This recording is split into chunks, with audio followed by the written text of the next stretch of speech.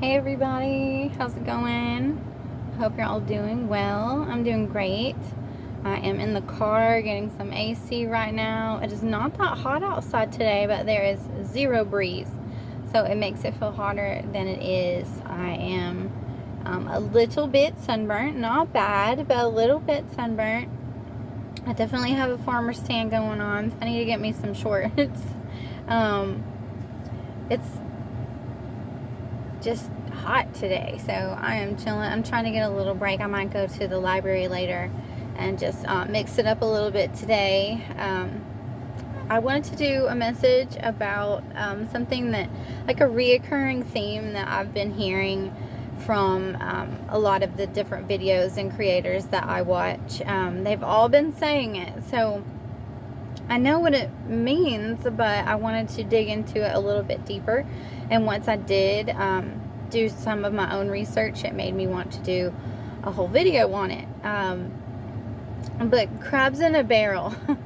I've been hearing crabs in a barrel left and right from pretty much everyone that I've listened to within the past couple of weeks. Everybody's been saying it, and I knew what it meant, but I wanted to get the exact definition, and once I did, I wanted to pass it along to you guys, because sharing is caring. So here we go. Crabs in a barrel mentality. It's like a whole bunch of crabs in a barrel, and when one tries to climb out, then the others will try to pull it back down into the barrel with them. So it's a metaphor used to describe a situation where people in a community or group work together to prevent others from achieving their goals. So it's a hater mentality.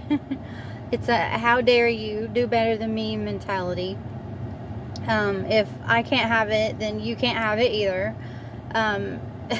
This is something that I've dealt with my whole life. This is the definition of my family dynamic right here.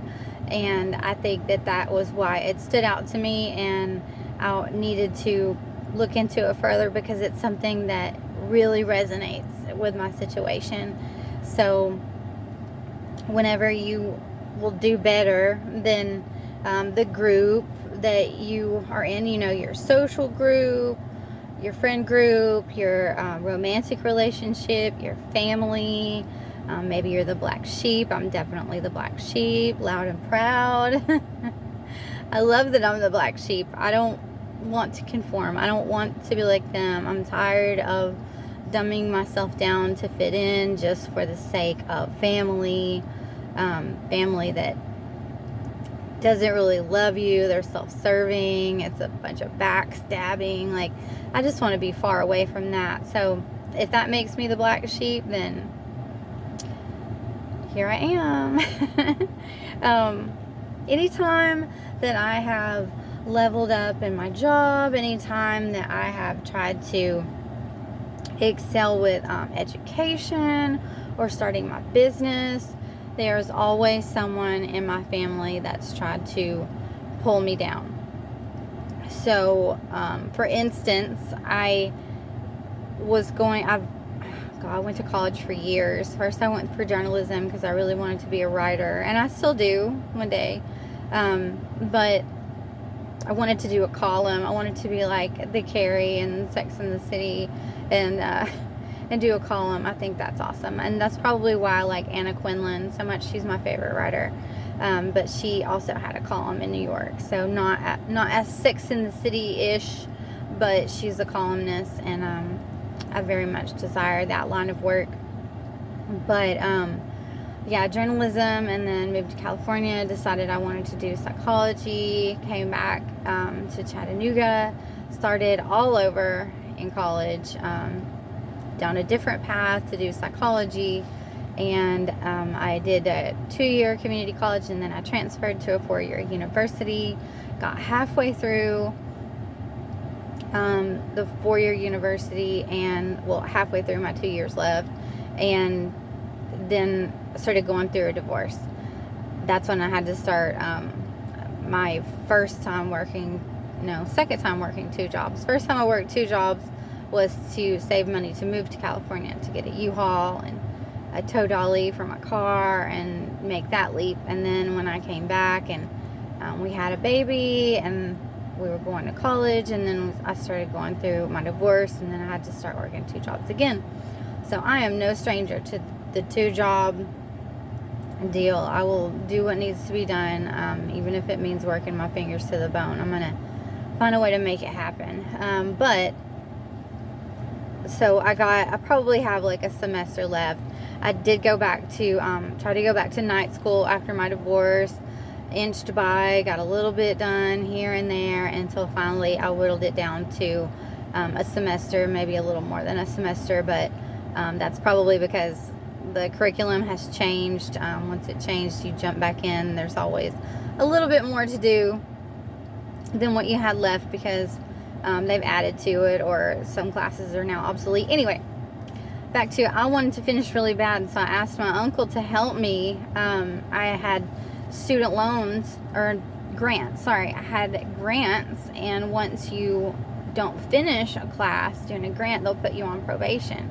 So you have to finish so much to get back in good standing with the university. So they'll make you pay for classes.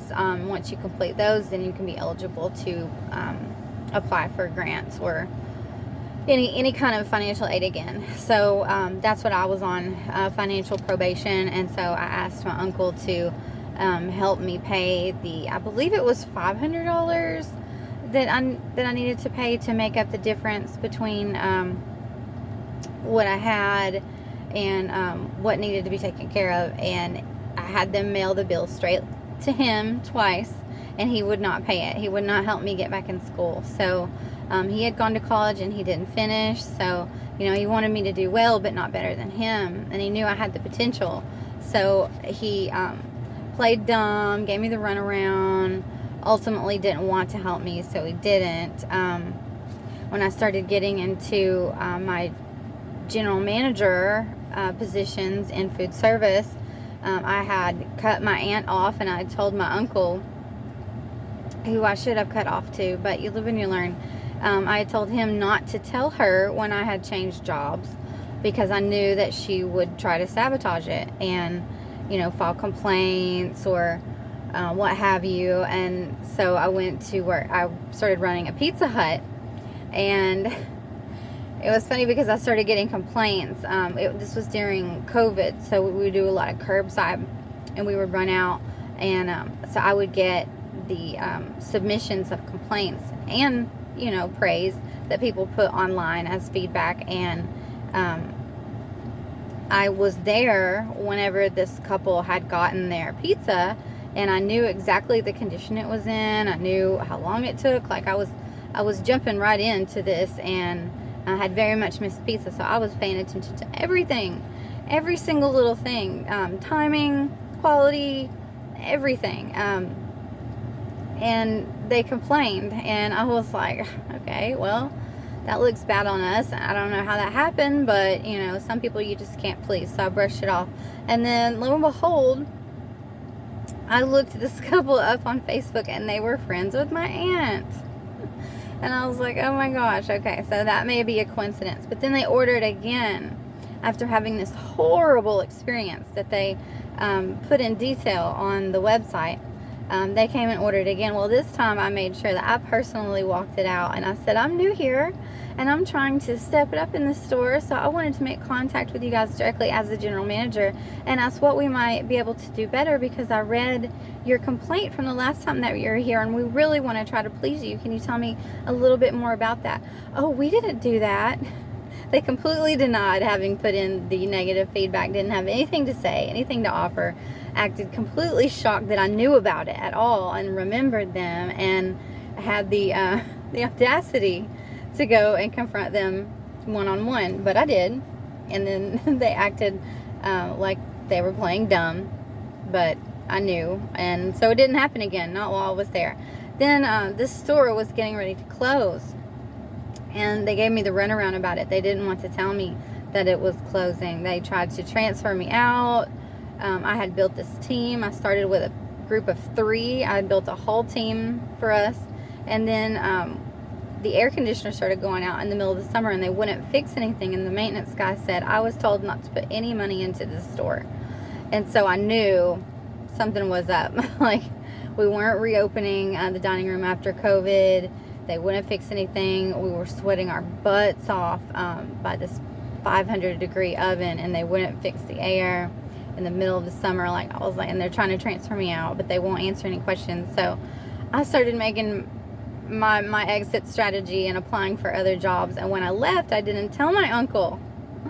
And someone that still worked there, that I was friends with, contacted me and said that my aunt came in and tried to complain and asking for the general manager and saying it was me trying to come in and start some shit.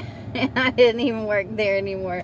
But she didn't know that. I thought that was the funniest thing. And I asked my uncle, I said, did you tell her after I told you not to tell her where I was working? And he said, well, yeah. So he did it on purpose. He knew not to tell her, and then he told her. And then, of course, she did the very thing that I knew that she was going to do, which is why I asked him not to tell her where I was working, because it's so calculated. These people have very limited resources for the games that they play. It's all the same. It's just a continuous cycle because they get some kind of gratification out of it. And she's very much a Karen. She'll go Karen on little kids walking by her house if they get too close to a plant or something. Like, it's just, I hope I never get that way when I get older, because what a miserable life it is. But those are just some things that have happened to me. Being locked away from all of my supplies at my uncle's house and losing my business. Like, anytime you start to get a leg up, they will try and pull you back down. Either sabotage it, slander it, throw a wrench in it, completely pull the rug out from under you. Like, this is what they do because they do not want you to level up whatsoever. One minute my uncle was wanting to invest in my business, and then the next minute telling me to get a real job. And then, I get sick and he's like, well, don't lose your business, after, threatening to kick me out. It's like, well, which is it?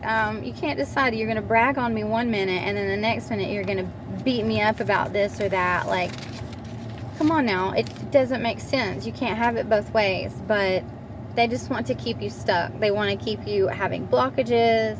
They want to keep you pulling you down from any other level than where they're at. They want to keep you on their level so that they feel superior and they feel like you're not going to elevate. But don't dumb yourself down for anybody to fit in with anybody, any group, anything like that. I was often made to feel guilty for devoting time to my business when I was married, because my ex-husband didn't have anything like that. He didn't have a business. He didn't have everybody has talents. God gives everybody skills and talents, and if you would just focus on those things and build it up, there's room for everyone to succeed. You just have to capitalize on the talents that you have. But some people don't want to do that. They would just rather be lazy, not put in the work, and then keep you down where they are so that they don't feel like they need to put any work in to succeed. But there's room for everyone to have success. We all have skills and talents. So to limit yourself because of your insecurities or your low self-esteem, and try to make others feel bad or sabotage them so that you don't have to put in the work, it's just it's ignorant mentality, because there's room for everyone to succeed. Like when I was baking, the other home bakers or even bakeries in town, they're trying to compete with each other, but we all do it different. We all have different skill sets, even though we're in the same line of work. One can have this great buttercream, one can be good at making great fondant characters, another could be great at piping and making these cakes look antique and ruffled and just beautiful like that. The colors that they use, different specialties that they offer. Like I did a lot of cake pops and character cake pops. I was on MTV. They filmed Teen Mom here in Ooltewah. It's like a 15-20 minutes away from Chattanooga, and Teen Mom, the girl Macy, her baby daddy's family ordered cake pops for me, and they got filmed on MTV. So that was my claim to fame at my first go round with my business, is that my cake pops were on MTV. So I did a lot of cake pops, whereas you can only really get cake pops around here from Starbucks. I think they sell them frozen at Walmart now, but I did cake pops left and right because they're very finicky. Not a lot of people have the patience for them, but I really worked it out and learned how to get that skill down. So everyone has different skills, even if you're in the same industry. Everyone is different. Everyone can shine. There's room for everyone to shine. You don't have to pull somebody down or slander them or sabotage, because if you just focus on your own gifts, there's room for everyone at the top. And once you get at the top, you're just happy that others are there too. You don't need to try and compete. There's no need. That's not what we're here for. It's just a waste of time. So you don't need to belong to any group. Don't be in that mentality. March to the beat of your own drum. I watched someone who's always talking about trendsetters and how we're our own trendsetters. Be your own trendsetter. Don't follow the trends. Don't be, the new thing. You be the new thing. You invent your own thing and march to the beat of your own drum. When others want to drag you back down to their level out of jealousy and envy, they don't want you to shine or elevate. They have low self-esteem. They don't want to put in the work to elevate themselves. They're too worried about you surpassing them to elevate. Like, for instance, do you know someone who's always stirring the pot? If they aren't into it with you, then they're into it with somebody else. They always have to have some kind of drama going. Very narcissistic. They're just miserable with their own life. They're miserable with themselves. They would rather focus on other people than focus on themselves. They make it their business to know everyone else's business. It's nonstop gossip and then putting themselves in competition. And if they can't compete, then they want to, destroy someone else's character by any means possible. If, say, for instance, you hear something or you found out about something and you want to know more about it, you know that person is the person to call because they know everything about everybody. It's classic, like, Scorpio mentality because, and no shade to any Scorpios. I've met a lot of great Scorpios out there, but I have had a few bad experiences with Scorpios, and one of their personality traits that's very prevalent is that, they got that stinger out. They want to learn what your weakness is so that they can sting you. So they will get close to you and ask you questions and try to see what makes you tick, so that if they ever need to pull out that I'm gonna get her or I'm gonna get him card, then they'll know exactly where to go right off the bat to really sting you. So people like that, once you recognize and take the steps to identify those types of people, the crabs that want to pull you back down into the bucket, you need to set your boundaries. Be firm. They're going to be very mad about that.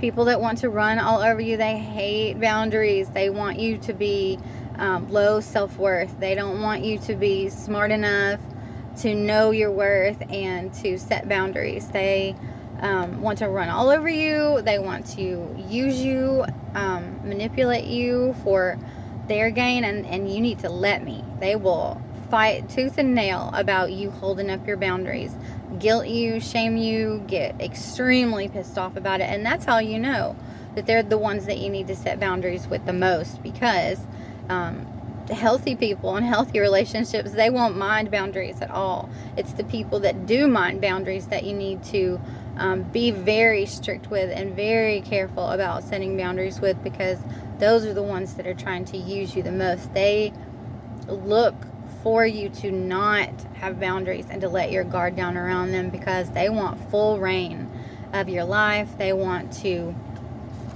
use your good energy to feast upon. They want to benefit and gain from that without having to do any of their own work. But don't surpass them, because I will pull you back down. They want to keep you captive. They want to break you so that you have no will to fight for yourself and stand up for yourself and they don't want to let you out because they know you're valuable. They wouldn't be attacking you or doing things to hold you back if they didn't see you as valuable. So they want you to stay right where you are so they can use you. Don't know your worth. Don't know your worth, so you set boundaries with me. But I want you to shine just enough so that I can use you for clout. That's the mentality there. If they don't know how to hold you back, they will get help from others. People either that enable them or elders that they've learned these tactics from. I remember when I had discovered that my house had been vandalized and I kicked my ex-husband out for cheating, and he, which I already knew he was doing, but the vandalism was over the top, and then so much lies and gaslighting ensued from that, and then he disappeared for a week, which let me know that he was hiding out because he had been exposed. There was no more games to be played. And then of course he came back and was, I miss you, I love you. And I was stupid enough to let him back in. I had not healed at that point at all. I had not woken up completely to getting on my path and looking for my purpose and excelling, putting that work into myself to ascend. And I let him back in.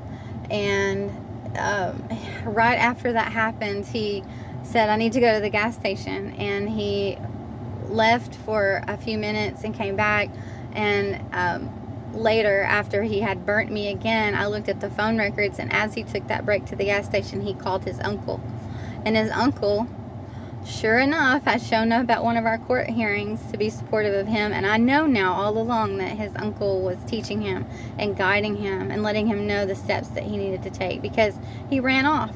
And if he was going to fight for the house or anything like that, then that would be considered abandonment. And if he abandoned things, then that wouldn't look good in front of a judge.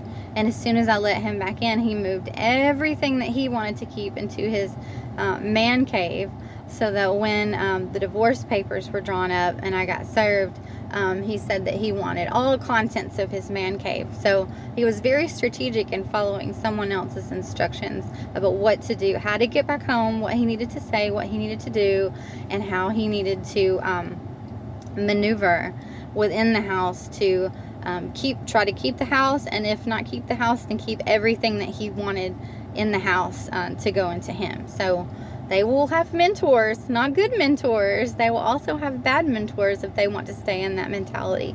They will get help from other people. They will get their flying monkeys to pledge allegiance to them so that they have leverage. Often they will blackmail if they haven't gained their support through pity.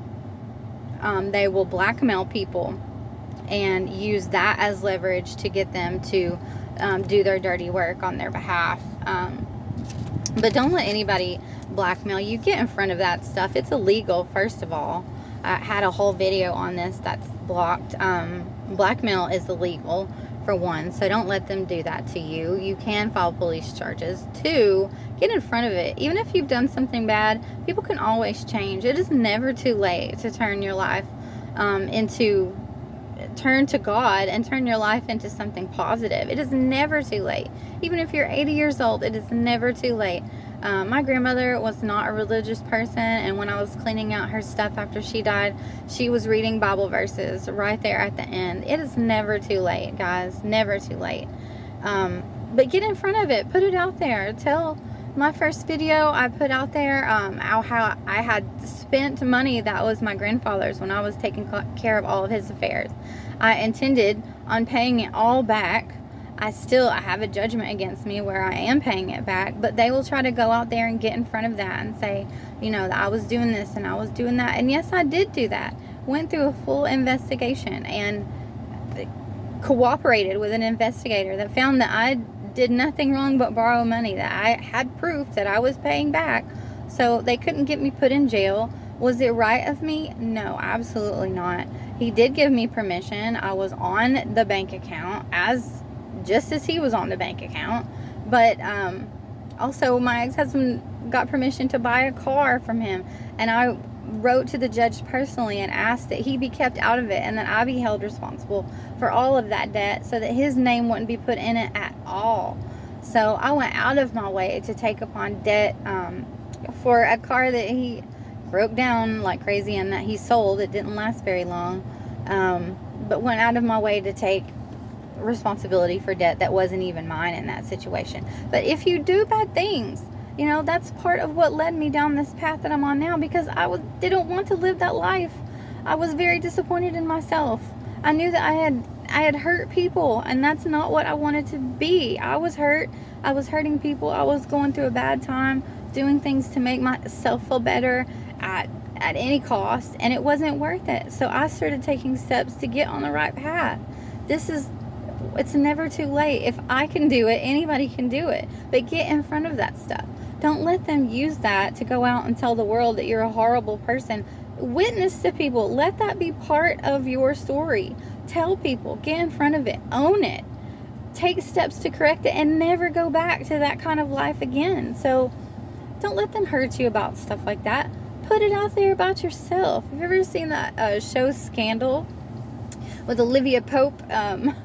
Kerry Washington plays Olivia Pope, and she is one of the most iconic TV personalities that I've ever watched. I love the show Scandal, but she did scandal advice for the president of the United States on that show, and her biggest thing was get in front of it before someone else creates a narrative about you. You put your own narrative out there. So the proof is in the pudding. If you are changing your life, everybody's done bad things. Who's going to listen to you if you haven't done bad things and changed your life? There's no squeaky clean person that would get out here and witness that people will just automatically listen to, because what have they been through? You know, they can tell you and give you great advice, but if they haven't been through it themselves, then they don't know how to meet you at any level. And I can meet people at various different levels because I've been there. I've done that. I know why you shouldn't do it. I know why this worked for me and you should do it. Like, it's all part of life. We all have our lessons to learn. Nobody's perfect. So don't let blackmail work on you. Don't be scared of it. Don't run away. Get in front of it. Put it out there yourself. Just like with people putting nude pictures out there or threatening people, I'm going to release your nudes. Well, I'll just go and post them myself. I don't care. Here it is. And then they have nothing. You take that power away from them because you have taken your power back by owning it, right? So anyway, that was a tangent, but I'm not going to do a whole nother video on blackmail. But that's basically the gist of what my video consisted of. In the work environment, co-workers or bosses even that see your potential to surpass them will throw up roadblocks and hurdles of office politics to hold you back. For instance, with my medical billing knowledge, when I worked at this call center recently, there are other people there that used to work for a check cashing place. And when they obtained this campaign, they call it, to do this call center for medical billing on behalf of clinics in every Washington, then they had to learn medical billing like real quick. So from going to a check cashing place to learning about medical billing is a big jump. But when you've been doing it for years and your boss is 24, 25, like, she could have been my child. Like, I'm not going to dumb myself down and act like I don't know anything because you're my boss. I'm not going to step on your toes, but I am going to challenge things that you tell me that I know are wrong. And in turn, I would often receive, unfair treatment, things that were being done out of spite, because I wouldn't hold my tongue. I'm not going to act like I don't know what I'm talking about just so that you can feel like a better boss and tell me that it's because you say so. If you're wrong, I'm going to point out that maybe you need to further educate yourself on that, because I'm working for the patient here. I'm not just working for, when I work for a company, I'm an ambassador of sorts. Like, I'm working for the company. I'm also working for the customer, the patient, whoever. It's both sides. I'm not just going to say no because I said so. If I know that there's a way that we can help someone and you don't understand that, I'm going to tell you to educate yourself. So it's not your job to make someone else feel secure or without fear, or that they're worthy. That is their journey to take. success and resources are not limited. You just have to create your own. It's yours. My time's getting ready to run out. One person's gain is not necessarily another person's loss. So don't be in lack mentality. What you think, you will create. So if they want to resent you for your success, let them. But don't entertain it or their antics. Keep pushing. If they try to undermine you, let them. Let them wear themselves out trying. The truth will prevail. Your hard work, your focus, your stamina will show. Okay, it will show. Slander cannot be sustained. Everything done in the dark will come to light, right? So I love you guys. God loves you, and you're never alone. I'll talk to you later. Bye.